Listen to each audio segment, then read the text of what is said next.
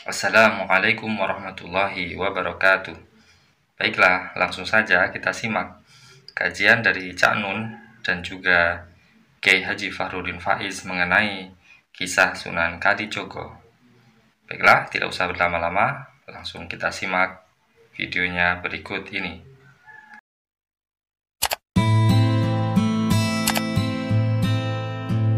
Engko tak dudui kon perjuangan Sunan Kalijogo itu tan kinaya ngopo. Tidak ada yang melawan beratnya perjuangan Sunan Kalijogo. Tapi engko sih. Kon biasalah mek dikandani Kiai Sunan Kalijogo itu dakwah dengan seni ngono kata. Alah. Opo dakwah dengan seni kaya Romai Rama karo Zainuddin MZ. Mbak Najib karo Kiai Kanjeng. Nah, apa dakwah karo seni ku apa lah. Itu mek pekerjaan kecil. Sunan Kalijogo engko ae. Engko tak dudui. Tapi intinya adalah yang Anda catat sekarang. Sunan Kalijogo itu hidup berjuang sejak akhir Mojopahit Brawijaya 5 dan dia memproses seluruhnya sampai awal Mataram. Jadi melewati 4 zaman besar: Majapahit, Demak, Pajang, Mataram.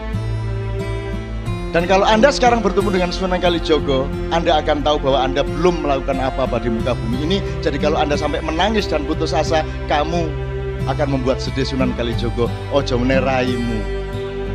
Aku iki biyen gurung ono SMS, gurung ono BBM, gurung ono mobil, gurung ono bensin, gurung ono LPG. Aku ki ngeluruk Sabdo Palon Noyo Genggong ki ageng mangir. Aku ngeluruk MPR DPR-nya Mojopahit iku tak Islamno secara subversif. Prabu Brawijaya tak atur ya apa carane mergo gini, ono telu siji santri boyongan ngalor ratusan ribu orang dipimpin oleh Sunan Kudus, stafnya Sunan Kalijogo. Iki sing bagian santri kuplukan. Nek watu alhamdulillah gitu. Weng alhamdulillah. Nek sing tengah iki Islam tapi gak semantri santri. Jadi yo gak tapek kuplukan, rada abangan titik yo gak sukola.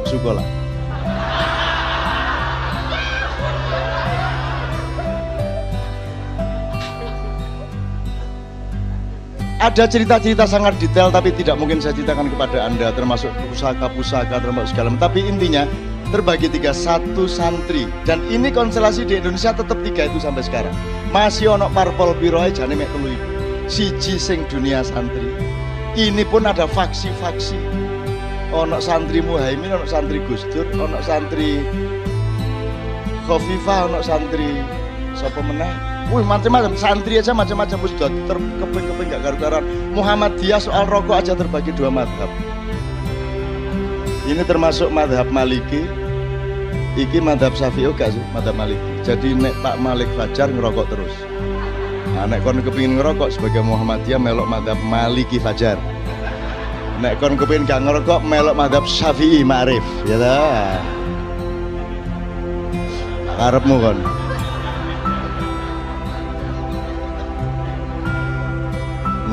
Gitu ya, terbagi-bagi ndak karu-karuan. Yang tengah ini yang kita sebut kejawen. Kejawen itu Islam tapi Jawa. Nek santri itu Jawa tapi Islam, jadi Islamnya lebih menonjol. Kalau kejawen, Jawanya lebih menonjol. Pelopornya yang di tengah ini adalah Prabu Brawijaya 5 sendiri. Prabu Brawijaya terakhir yang juga masuk Islam dan potong rambut, tetapi dia bilang secara kultural saya tidak enak kalau saya menunjukkan pakaian santri saya karena banyak rakyat saya yang juga masih belum masuk Islam, jadi saya tak toleran secara budaya. Tapi karena takdirnya sudah seperti itu, maka Sunan Kalijogo ngatur, monggo jenengan sakniki kesah meneng-meneng, jadi seluruh rombongan yang tengah ini dibawa ke Gunung Lawu ya, mendirikan Candi Cetha di sana, dan sekarang menjadi pusat pancatan masa depan Indonesia sekarang di sana. Ini yang bagian kejawen, termasuk istrinya Prabu Brawijaya yang tidak masuk Islam itu tidak ikut rombongan tengah tapi ikut rombongan utara. Itu namanya Dewi Andarawati Wayu nemen. Maka Sunan Kalijogo mengutus Sunan Kudus untuk memimpin rombongan yang ke utara dari Mojo Agung. Dari mana ini? Duduk Trawulan di Delta itu loh, Delta Mojokerto Sidoarjo itu, Delta Kalimas Kaliporong di situ. Di Canggu, di desa Canggu. Dari situ rombongan ke tengah, rombongan ke utara. Nah, yang rombongan ke utara dipimpin Sunan Kudus. Itu juga satu pendidikan perdamaian yang luar biasa. Karena sebelum diatur oleh Sunan Kalijogo atas perintah Sunan Ampel, sempat terjadi peperangan antara orang-orang Mojopahit melawan orang-orang Demak. Dan di dalam para peperangan itu terjadi duel antara kakaknya Raden Patah yang sulung yaitu Raden Jaka Bentar melawan bapaknya Sunan Kudus yang namanya Sunan Ngudung. Sunan Ngudung kalah mati, tapi kematian Sunan Ngudung itu tidak menimbulkan dendam antara Mojopahit dengan Demak. Oleh Sunan Kalijogo dengan satu pemikirannya sangat jenius dijadikan alat perdamaian yang luar biasa. Sunan Kudus disuruh Sunan Kalijogo bikin surat kepada Raden Bentar, yaitu yang membunuh bapaknya. Gusti Raden Bentar panjenengan dipun aturi diminta oleh Raja Demak yaitu Raden Patah untuk menjadi senopati nomor 1 di Demak. Padahal barusan bunuh bapaknya Sunan Kudus, senopatinya Demak. Ditawari Sunan Kalijogo untuk malah jadi pangapnya Demak. Itu kan tindakan politik yang tidak bisa dipahami. Tapi ada sangune apa? Dus kondo bentar jenengan mateni bapak kula niku pun adek diurus mboten napa niku pun takdir Gusti Allah, kula ngapura kabeh wong Demak ngapura, sing penting sampean sakniki ngewangi adik sampean Raden Patah untuk menjadi senopati di sana. Nah, si Raden Bentar yang sebenarnya juga merasa tidak enak bunuh Sunan Ngudung, akhirnya merasa ya Allah kok saya malah dijunjung. Akhirnya dia benar-benar menjadi senopati di Demak. Itu tindakan perdamaian yang belum pernah terjadi di dalam sejarah modern. Yang namanya Sultan Salahuddin paling pal menyamar jadi tabib untuk menyembuhkan Panglima Perang Salib, tapi tidak sampai meminta Panglima musuh untuk menjadi Panglima pasukan kita. Dan itu yang bisa melakukan hanya jeniusitas otaknya Sunan Kalijogo. Akhirnya si Dewi Andarawati dalam rombongan suwe-suwe di jawil-jawil di akhirnya dirabi karo Sunan Kudus, berhasil. Terus Raden Bentar berhasil menjadi Panglima Demak, Panglima Perang Demak. Dan karena dia pada dasarnya itu punya kecenderungan spiritual yang tinggi, maka akhirnya dia mengundurkan diri setelah beberapa tahun menjadi senopati. Kemudian dia pergi ke Jogja Selatan. Di sana dia mendirikan padepokan. Ini nanti saya akan cerita serius mengenai padepokan dan tanah perdikan. Dia menyebut dirinya Panembahan Budu. Nah, kalau Anda ingin tahu itu, kapan-kapan Kiai Kanjeng salah satunya itu adalah dari daerah Pandak, di mana Panembahan Budu ini dikuburkan di sana. Nyimpang sedikit teman-teman sekalian, Pak Suko dan teman-teman sosiolog politik, sosiolog kenegaraan yang mungkin belum pernah mendengar. Selama kita pernah mengalami sejarah sampai zaman Mojopahit itu tidak ada organisasi kerakyatan, tidak ada organisasi rakyat. Rakyat itu pokoknya wis mencar-mencar sak ketemune lah. Terus ada sentralisasi kekuasaan. Apa itu Singosari, apa itu Ndowo Kediri, apa itu Mojopahit. Tapi rakyat tidak memiliki organisasi. Sunan Kalijogo lah yang menciptakan otonomi daerah. Sunan Kalijogo lah yang punya ide agar supaya di setiap wilayah itu didirikan apa yang dia sebut tanah perdikan, dipimpin oleh orang yang oleh Sunan Kalijogo diberi gelar Ki Ageng atau Ki Gede. Jadi ini negara federal, Demak ini negara federal. Masing-masing wilayah memiliki otonominya sendiri-sendiri, tapi berada di dalam satu MOU kesejahteraan dan keamanan dengan Demak. Tapi Demak tidak tarik pajak kepada daerah-daerah perdikan itu. Mergo nek uangku wis percaya dan cinta, gak perlu kok tagih, dhek mesti ngekek. Kan begitu. Nah sekarang ini karena orang tidak bisa saling dipercaya, maka kita butuh hukum formal, kita butuh transaksi tertulis, kita butuh Quran. Dulu orang tidak ada Quran sudah bisa menciptakan kemuliaan dan kebiasaan hidup seperti yang ada dalam Mahabharata dan Ramayana, jauh sebelum ada Al-Quran. Mergo menungso akhirnya wis gak iso gawe dan menerapkan penemuan-penemuan hikmah hidupnya sendiri, maka Gusti Allah memutuskan arek-arek gini diculno tambah suwi tambah gendeng. Wis tak kei pagerai, akhirnya dia turunkan Taurat, dia turunkan Zabur, dia turunkan Injil, dan disempurnakan menjadi Al-Quran. Iku saking nemene menungso, dijarno gak kena, dijarno egaliter, gelut tok, nyolong tok, curang tok, nyerobot tok kaya arek numpak motor iki. Nyerobat rono, nyerobot rene. Akhirnya Tuhan memberi pagar, nek tak kene Quran, tak kene syariat. Soalnya nemen nih. Nah, syariat Islam itu berlaku baru belum ada 20 abad. Baru aja. Itu karena manusia peradabannya mengalami degradasi kemanusiaan dan intelektual yang luar biasa, yang tidak terjadi pada waktu Hastinapura, tidak terjadi pada waktu masyarakat Atlantis yang melahirkan Pandu Dewanata, yang punya anak Pandawa, yang punya anak Kurawa, sampai ke Parikesit. Waktu itu tidak ada Quran, tidak ada Injil, karena manusia sudah diberi Al-Quran di dalam dirinya, sudah ada ayat-ayat kauniyah, sudah ada firman-firman alamiah di dalam diri manusia, dan mereka menggunakannya. Saiki nek gak disuplemen gak iso urip barang. Suplemennya game ekstra jos, kudu butuh Quran, kate gak nyolong kate butuh Quran barang. Kate gak korupsi kate butuh hukum KUHP barang. Nek kon iku menungso lak mesti gak korupsi sih. Nah mergo kon gak tapek menungso, akhirnya dibutuhkan hukum-hukum yang toh akan dia langgar sendiri, karena yang membuat aturan-aturan adalah orang-orang yang sebenarnya mengakali hukum supaya dia tetap bisa nyolong. Gak terus muring-muring. Tidak terus tutup KPK lagi, tapi gak.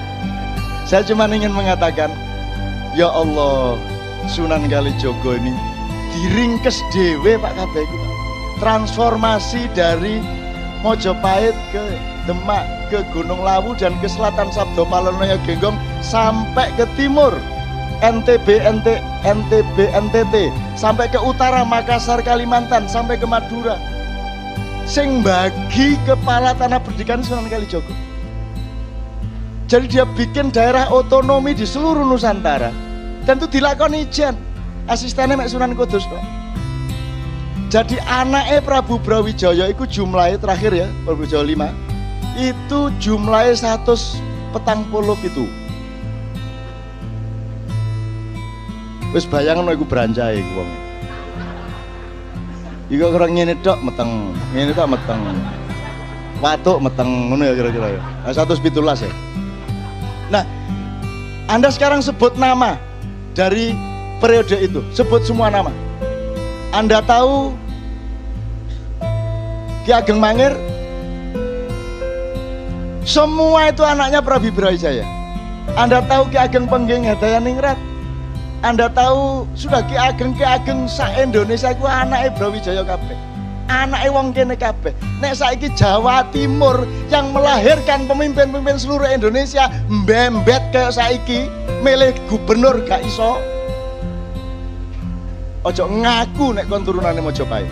Semua kepala tanah pendidikan itu anaknya Brawijaya, dan semuanya murid Sunan Kalijogo. Tidak seorang pun yang tidak. Semua murid Sunan Kalijogo. Sebutan sopo? Sebutan nama-nama dalam sejarah pada periode itu, 4 periode. Semua muridnya Sunan Kalijogo. Yang mendirikan Demak, semua murid Sunan Kalijogo. Mendirikan Pajang, murid Sunan Kalijogo. Mendirikan Mataram, Sunan Kalijogo. Panembahan Senopati, gurunya namanya Ki Mondoroko atau Juru Martani, muridnya Sunan Kalijogo. Bapaknya Ki Ageng Pemanan, muridnya Sunan Kalijogo. Ki Penjawi, muridnya Sunan Kalijogo. Ki Ageng Mangir, muridnya Pak Sunan Kalijogo. Syekh Belablu, muridnya Sunan Kalijogo. Gak ono sing gak. Iku wong kaya ngono perjuangane. Iku jek gagal. Tak wis. Lah kok kene jek kan gawe Bambang Wetan ping 10 ae njaluk sukses. Sunan Kalijaga ini perjuangannya sampai detail. Wingi wis tak critani mengenai Ki Ageng Mangir. Tak kayak ceritanya. Jadi itu Sunan Kalijaga diparani dan caranya berdakwah luar biasa. Maka Sunan Kalijaga jangan diukur, jangan dibandingkan dengan kaum profesional zaman sekarang. Wong saiki iki iso umbah-umbah gak iso ngliwet. Tak ngono sih. Pinter hukum gak ngerti etika.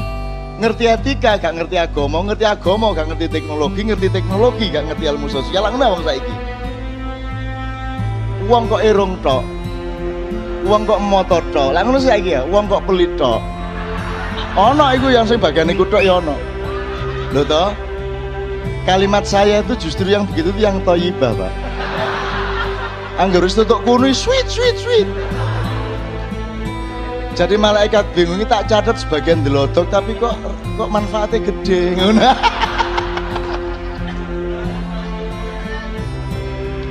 Ini saya mudah-mudahan ini menjadi wacana ya. Saya tidak mengatakan kepada para akademisi dan intelektual bahwa benar seperti itu, tapi itu saya merangsang Anda diteliti dong, diteliti, dibuka kembali dong sejarah.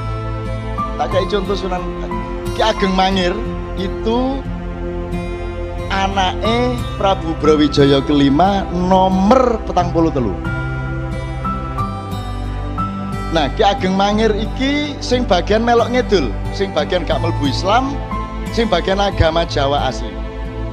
Termasuk yang jadi Raja Denpasar, kembali ke Hindu, ke Buddha dan seterusnya.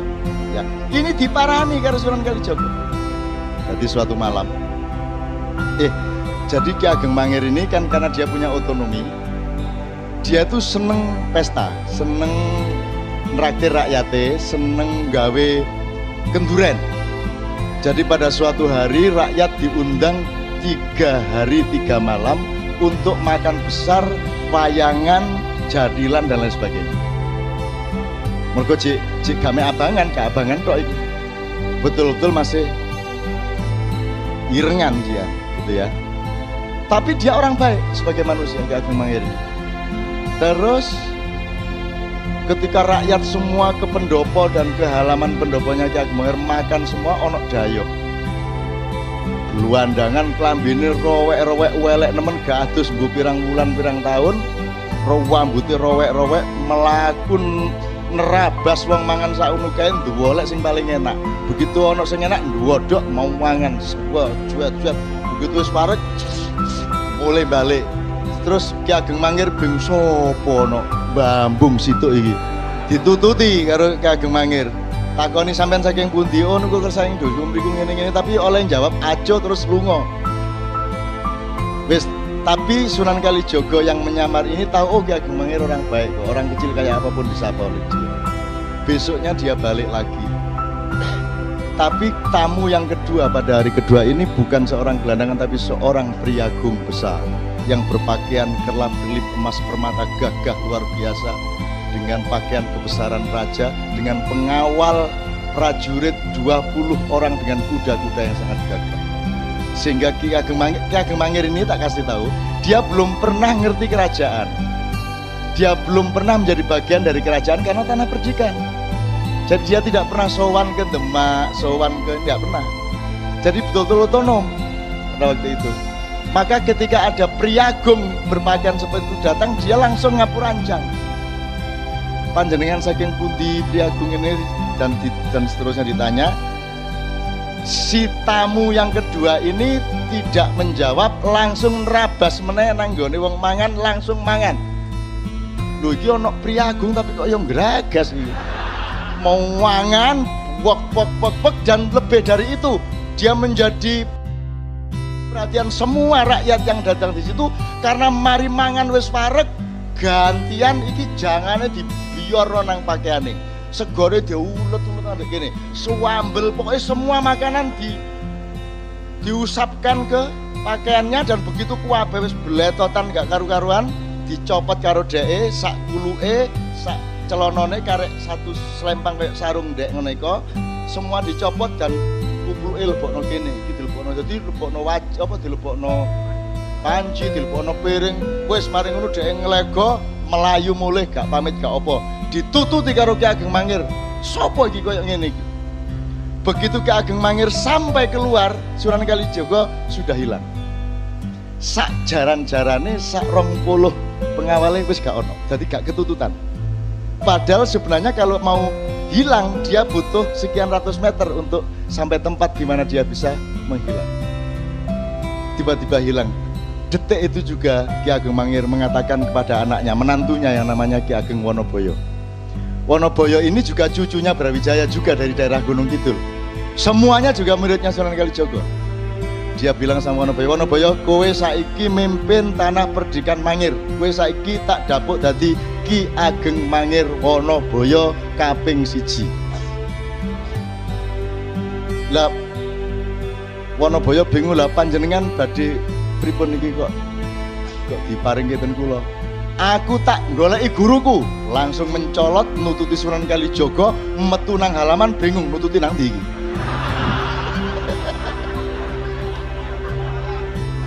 Begitu metu regol nang di rono tarono wis pokoknya akhirnya melayu ngono ae. Melayu terus dolek sampai berbulan-bulan sampai akhirnya dia ketemu di lereng Gunung Merapi. Kemudian Sunan Kalijaga mengatakan, "Oke, nek kowe arep dadi muridku, tak uji sik. Kowe kudu iso dadi naga ngubengi Gunung Merapi, ilatmu karo buntutmu kudu iso gathuk." Wah, berusaha setengah mati. Itu simbolik, artinya dia diakui murid kalau dia sudah menyebarkan kebaikan ke seputar Gunung Merapi. Teman-teman sekalian kan pernah tahu ceritanya Nasruddin toh? Nasruddin Hoja. Mirip seperti itu toh? Itu di Persia sana, jadi itu di zaman Genghis Khan. Ada seorang sufi gendeng kayak Abu Nawas, diundang nang keraton gak diterima karo satpam. Karena pakaiannya tidak memenuhi syarat, akhirnya dia mulai nyeli tonggone berpakaian tertib yang memenuhi syarat. Dia datang lagi ke keraton, sampai di situ diterima. Mangkel atine sing diterima lah dudu aku ah, sing diterima lah pakaianku ah. Akhirnya dia mlebu ke perjamuan, klambine dicopot, sebenarnya dicopot dilebokno ngono nang bleng. Akhirnya mulai karo katokan tok satpam dulu kok sampean mangsul katokan. Lho sing diundang lah pakaian dudu aku, mulai deh. Iku Nasruddin. Tapi lah gak sampai jangan sambel-sambel dibledot. Nah, Sunan Kalijaga Jawa rek lebih dari wong Arab dan wong Persia. Nek ngono tok gampang iku kudu rada luwih dramatis. Oh, nek Jawa. Itu sekalian ya, oke. Jadi Sunan Kalijaga itu pun dia mengalami kegagalan. Saya kasih dua aja kegagalan. Kegagalan dalam arti dia nggak gagal, cuman sejarah punya sifat sendiri dan Allah memiliki rencana sendiri. Kamu tahu, Mas Karebet ketika dia menjadi Raja Demak, tapi dia memilih beristana di Pajang, itu ada yang tidak terima, yang merasa dia lebih berhak untuk menjadi raja, yaitu Haryo Jipang atau Haryo Raden Penangsang. Ya. Karebet ini sakti luar biasa. Karebet ini yang memegang Kiai Sangkelat. Kiai Sangkelat ini yang membuat adalah Empu Supo Anom. Itu empu nomor 1 kerajaan Majapahit. Yang pernah dicuri keris ini dari kerajaan Demak oleh oleh Ki Maling Celoring. Tadi tahu Grung Maling Celoring. Celoring itu asal usulnya iku ana wong jenenge Ki Celoring ndek Blambangan kono. Carane mlebu omahe wong iku gak perlu lawang, gak perlu bolongan, pokoke ana lampu titik set mlebu deh. Maka dia berhasil mencuri Kiai Sangkelat ini di kerajaan Demak. Wes digonang Blambangan, Sunan Kalijaga roh, oh gampang po supaya konang Blambangan pura-pura oh dadi pandai besi. Wes pokoke diatur ke Sunan Kalijaga iso balik meneh lah. Akhirnya dicekel Karebet. Nah Karebet ini mau ngelawan arek cilik jenenge Arep Penangsang gak enak sih. Arek cilik pendidik kok tak sikat temenan kon. Akhirnya sing dikon ngladeni anak angkatnya yaitu Jebeng Sutowijoyo atau yang kelak menjadi Panembahan Senopati. Ya. saya kasih tahu, Sunan Kudus sama Sunan Kalijogo ini kan seperti saudara dan senior dan junior. Nah, mereka satu perjuangan, satu misi segala macam. Meskipun Sunan Kudus agak Syiah, Sunan Kalijogo Ahlus Sunnah wal Jamaah, ya. Tapi yang ingin saya katakan kepada Anda, Sunan Bonang, Aryo Penangsang ini muridnya Sunan Kudus, sementara Mas Karebet ini muridnya Sunan Kalijogo langsung. Ini mereka konflik berdua, si Kudus sama Kalijogo tidak bisa kok menyelesaikan konflik mereka. Akhirnya terjadilah peperangan toh. Duel antara Aryo Jipang melawan siapa? Sutawijaya. Dan itu pun menangnya Sutawijaya karena strategi politik. Jarane Aryo Jipang jenenge Gagak Rimang, jaran lanang brancah. Mulane politiknya aku tak perang musuh Aryo Jipang nggawa jaran wedok. Oh, iki gak tau kok pikir kan dia. Nggawa jaran wedok sing seksi. Jadi akhirnya ditambahi susu loro nih sore kan. Anggur ngomong seksi ngono gemeriyuk. Oke? Kan ngerti tau ceritanya nyenengke kok, nek ceritanya tuh memang dramatis. Akhirnya tidak terkendali Gagak Rimang. Jadi Aryo Jipang di seberang sungai, Panembahan Senopati di sini, Jepeng di sini. Begitu si Gagak Rimang ngelihat kuda ini, dia langsung meloncat menyeberangi sungai di luar kendali Aryo Jipang. Nah, ketika kudanya larat seperti itu, dia tidak mampu menguasai dirinya, sehingga tombak Kiai Banca si Jebeng Sutawijaya ini masuk ke perutnya Aryo Penangsang. Nah, Aryo ketika ditarik, ternyata ususnya membaur keluar sampai akhirnya ngguleti sak wetenge sak nggon sabuke, sehingga ketika Aryo Penangsang menarik kerisnya, ususnya brodol, kena keris dhewe mati. Nyenengno iki. Artinya adegannya iso-iso lain. Ono wong mati khususnya. Saya terus jadi eling Cak Nur. Cak Nur oleh Majid itu meninggalnya dalam keadaan khususnya masih dibuat perut. Karena aku takon nang Bumi kapan jari dokter khususnya dilebokno, jari dokter aku ngenteni Cak Nur sehat. Mboten kualik ta. Nek prasa kula Cak Nur sehat khususnya dilebokno lah ngoten sih. Nek jari dokter gak Cak Nur dinteni sehat sik kae khususnya dilebokno. Iki sing bener sing diki filsafate. Itu juga yang terjadi pada Aryo. Jadi Sunan Kalijogo sampai akhir hayatnya tidak mampu mendamaikan dua orang ini. Bahkan dengan Sunan Kudus. Satu.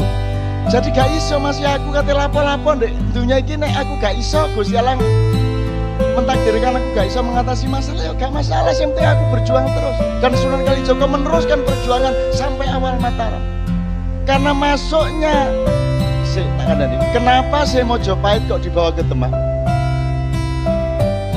Karena ada semburan lumpur di Canggu, ada lempengan bumi yang bergeser, yang membuat struktur pertanian menjadi kacau di ujung Mojopahit itu, sehingga infrastruktur pertanian yang menjadi tidak mampu lagi menyangga perekonomian Mojopahit. Maka Sunan Kalijogo berpikir harus menoleh kepada perdagangan global, harus menoleh kepada ekonomi pesisir.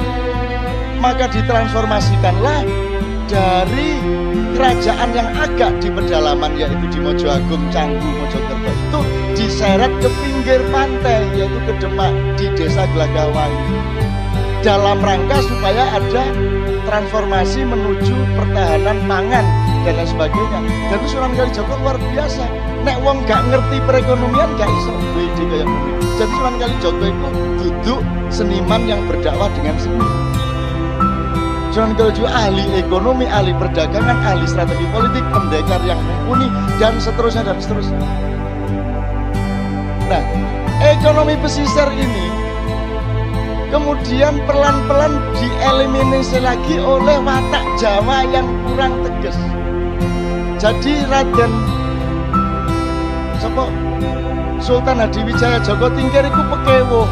berkate beristana di Demak itu kewo, aku tak di pinggir-pinggir, aku tak di Pajangan. Dia lupa bahwa dengan dia masuk ke Pajang, maka seluruh infrastruktur keraton juga akan pindah ke pedalaman. Jadi perekonomian global yang diciptakan Sunan Kalijogo menjadi masuk ke pedalaman. Sunan Kalijogo tidak setuju, tapi sudah terlanjur. Ketika itu kemudian sibuk dengan pertarungan antara Mas Karebet dengan Arya Jipang. Itu pun kemudian ketika sampai kepada gara-gara Arya Jipang bisa dibunuh oleh Panembahan Senopati, akhirnya Panembahan Senopati diberi hadiah oleh Mas Karebet tanah Mentau. Dan Mentau itu sangat pedalaman. Maka terjadilah degradasi politik. Dari pedalaman ke pesisir, dari pesisir dikembalikan ke pedalaman, itu pun degradasinya double.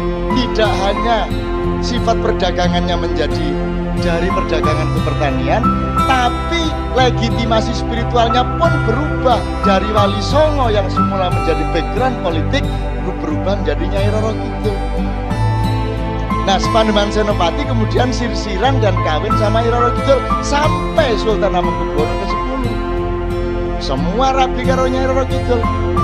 Atimbangane tak kongon pegatan anu Roro Kidul takon jilbaban ngono ae saiki. Saya gak angel-angel temen-temen. Wis saiki sembahyang 5 waktu. Nyai blorong barang wis sembahyang 5 waktu. Kadang-kadang melok jemuan barang. Ngono ya kanca-kanca ya. 10 wejangannya Sunan Kalijogo. Di banyak babat dan serat, Sunan Kalijogo ini disebut. Ada babat Tanah Jawa disebut, di babat Demak disebut, di beberapa serat-serat babat juga beliau disebut. Dan ada yang memeras ajarannya Sunan Kalijogo untuk masyarakat Jawa itu secara umum 10 ini. Yang pertama, urip iku urup. Urup cahaya ya, bukan urup ijolan.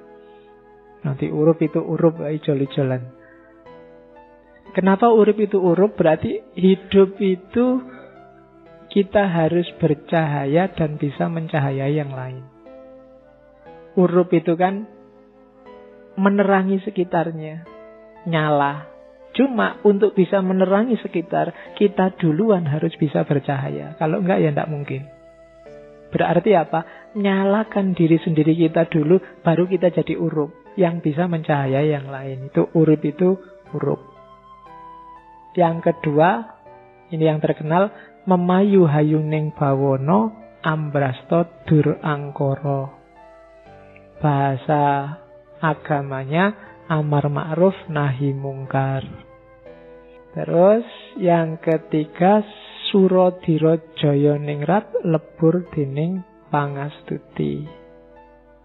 Percayalah yang jahat, yang jelek, yang rusak pasti akan kalah oleh kebaikan.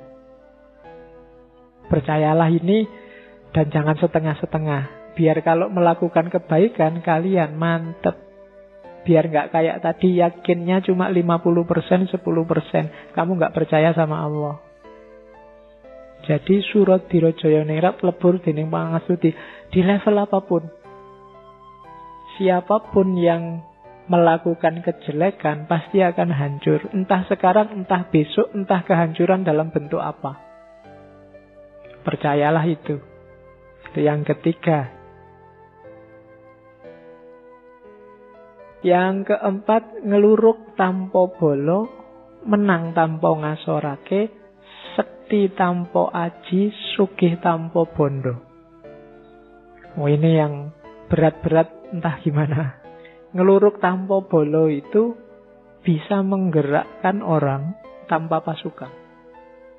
Bisa bikin banyak orang tergerak tanpa harus punya jamaah yang banyak. Ngeluruk tanpa bolo. Gara-gara kehadiranmu orang jadi berbuat baik semua tanpa harus kamu deklarasikan ini jamaah kita semua sedang geruduk ke sana.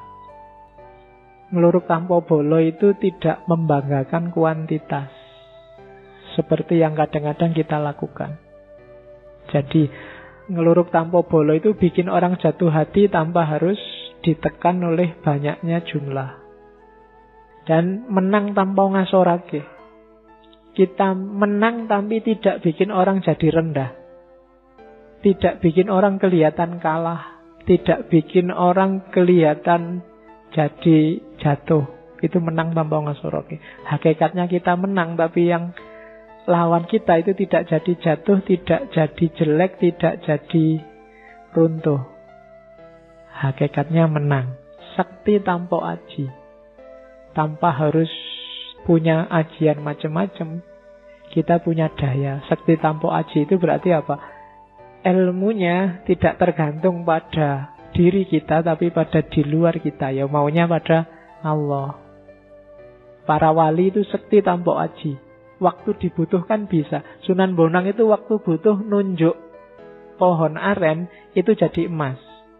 Tapi ilmu nunjuk jadi emas ini tidak ada di Sunan Bonang. Adanya hanya di Allah. Itu seizin Allah. Jadi iseng-iseng tidak bisa Sunan Bonang tiba-tiba santai ada kelapa, ting, emas, ting, kelapa lagi, ting, tidak bisa. Jadi sakti tanpa aji. Kalau sakti dengan aji itu adanya di kamu, bisa diulang-ulang, bisa tapi sakti tanpa aji bukan di kita. Kesaktian kita tergantung di luar kita. Maksudnya di luar diri kita. Jadi Allah. Jadilah orang yang sakti tanpa aji. Berarti kita disayang Allah. Dan sugih tanpa bondo. Sugih tanpa bondo itu kaya tanpa harus kelihatan punya banyak materi. Karena kaya dan tidak kaya itu tergantung batin kita.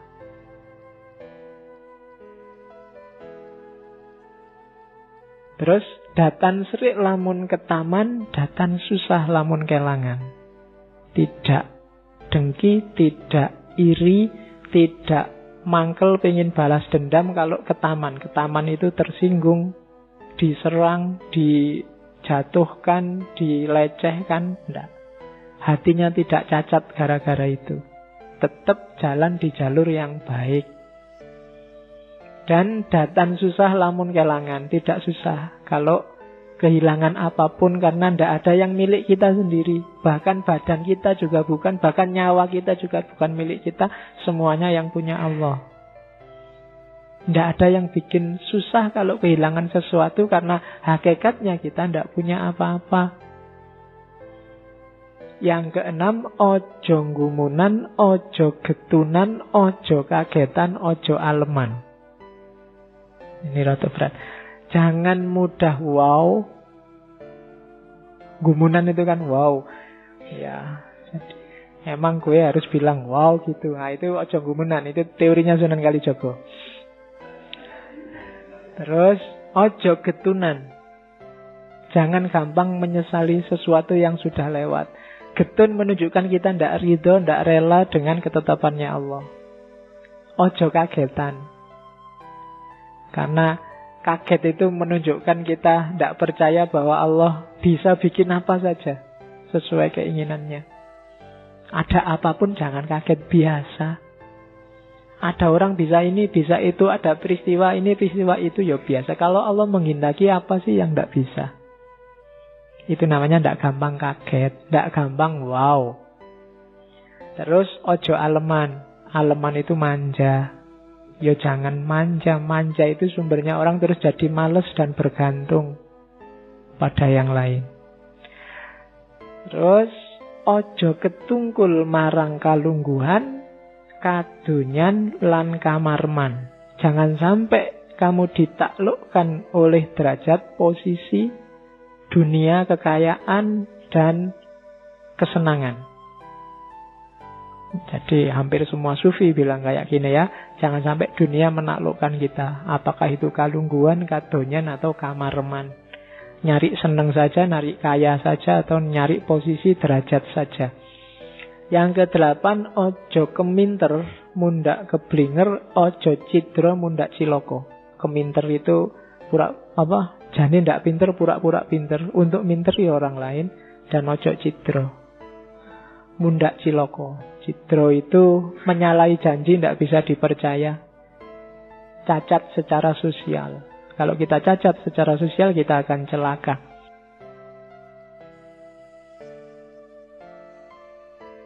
Ojo milik barang kang melok, ojo mangro, mundak kendo. Jangan terikat milik barang kang melok itu, jangan terpaku, jangan terpesona, jangan Apalagi jatuh cinta, kandil pada harta milik kita, kepunyaan kita. Itu hakikatnya bukan milik kita. Dan ojo mangru, jangan bimbang. Karena begitu kita bimbang, kita akan kendo. Kendo itu semangatnya susut. Yakinlah, kebenaran yang engkau lakukan pasti akan sukses. Ojo mangru, mundak kendo. Dan yang terakhir, ojo adigang, adigung, adiguno. Jangan angkara murka, jangan jalankan semua kejahatan, kejelekan yang engkau sudah tahu apa itu isinya. 10 ya. Yo, ini kalimat ini saya masukkan, menurut saya bagus untuk hari ini. Ojo mung seneng yen lagi darbe panguwasa, serik yen lagi ora darbe panguwasa. Jalaran kuwi bakal ana bebendune dhewe-dhewe. Ojo mung kepingin menang dhewe kang bisa marakake cerahing negara lan bangsa. Kudu seneng rerembukan njaga ketentreman lahir batin. Jangan hanya senang kalau sedang punya kekuasaan, terus sakit hati kalau sedang tidak punya kekuasaan. Karena hal itu akan ada akibatnya sendiri-sendiri. Segala hal ada akibatnya, ada balasannya. Jangan hanya ingin menang sendiri yang dapat menyebabkan perpecahan negara dan bangsa. Melainkan senanglah bermusyawarah demi menjaga ketentraman lahir dan batin. Uraikan sendiri ini panjang. Kalian pasti bisa mencocokkan ini dengan banyak situasi hari ini. Banyak orang yang sekarang bertindak dasarnya karena dia senang punya kekuasaan atau tidak senang karena tidak kebagian kekuasaan. Banyak orang yang hari ini pingin dia selalu menang. Dan itu bahaya. Karena ingin selalu menang itu sumbernya perpecahan pada akhirnya. Karena harus ada yang ditaklukkan pasti marah dan ingin balas menaklukkan. Yang terjadi pasti pecah.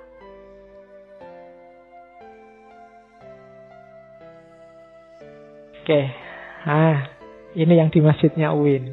Itu diambil dari selat Lokojoyo. Anglaras ilining banyu, ngeli ananging ora keli. Hidup ini harus update. Anglaras ilining banyu itu ngerti situasi hari ini dan ikut logika zamannya. Cuma ora keli, tidak tenggelam. Ngeli itu kan ikut mengalir, ning ora keli tapi tidak tenggelam, tidak hanyut. Jadi ikutlah aliran zamanmu, ikutlah logika hidup hari ini. Kalau hari ini ada WA, ya pakailah WA. Kalau hari ini ada Facebook, ada internet, pakai semua, tidak masalah. Tapi jangan sampai kamu tenggelam. Kamu punya prinsip-prinsip hidup, kebaikan, keindahan, kebenaran. Jangan kalah hanya gara-gara kamu ngeli. Pertahankan itu. Kalau itu hilang, berarti kamu tidak sedang ngeli, tapi sedang keli. Kamu sedang tenggelam. Jangan tenggelam. Tapi juga jangan kuper. Tidak mengikuti zaman. Jadi ikutlah zaman tapi tetap ora keli. Kalau zaman ngejak yang jelek ya ditolak. Ngejak yang tidak indah ya ditolak. Ngejak yang tidak benar ya ditolak. Meskipun perangkat zaman tetap kita pakai anglaras ilining banyu. Oke, alhamdulillah. Saya akhiri sekian. Kurang lebihnya mohon maaf. Wallahul muwaffiq. Wallahu a'lam bissawab. Wassalamualaikum warahmatullahi wabarakatuh. Terima kasih karena sudah menyimak kajian dari Cak Nun dan juga Fahrudin Faiz. Semoga setelah menyimak kajian beliau-beliau tadi, kita semua mendapatkan keberkahan dan juga hidayah sehingga kehidupan kita menjadi lebih baik lagi serta mendapatkan ridha Allah Subhanahu wa taala. Baiklah, sekali lagi kami ucapkan terima kasih. Kami akhiri, wassalamualaikum warahmatullahi wabarakatuh.